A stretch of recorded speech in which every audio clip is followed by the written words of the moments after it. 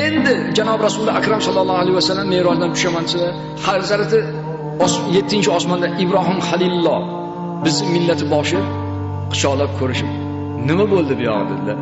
Ya Ibrohim Halilulloh, Alloh taolo menni va ummatlarimga 50 mahal namozni farz qildi deganda, yo. Hozir fursat g'animat. Ey Allohning habibi, har qancha duoingiz, erkaligingiz ketaveradi. Qayting Allohga yig'lang, sajda qiling, kamaytirsin. Men bilaman, odamlar dunyoparast, haligi ana qilib juda behuda umrni o'tkazib yuboradi. Bular 50 mahal nima deyapsiz? Ular unaqaga unamaydi. Deganlarda qaytdilar. Alloh taologa sajda qildilar. O'sha maqom oldi.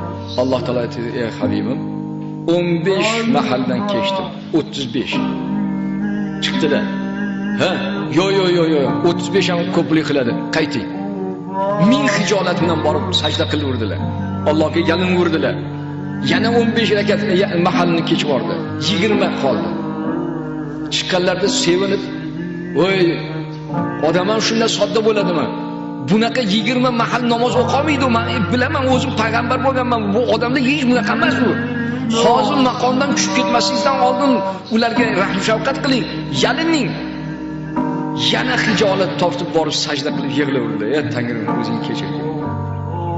Ey Parvardigor Alloh, men beadabni kechirgin" deganda, "Ey meni habibim, o'rningdan tur" dedi Alloh.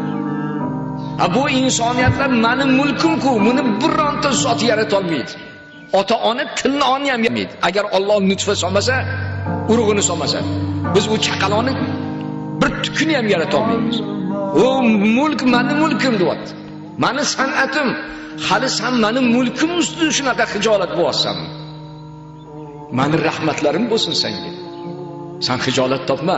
Yana 15 dan kech bordim. 5 vaqt qoldi.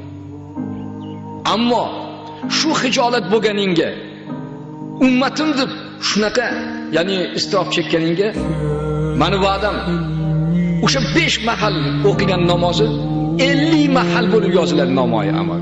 Ya'ni bir yaxshilikka 10 yaxshilik yozaman, bir yomonlikka bir yomon. Muborak bo'lsin.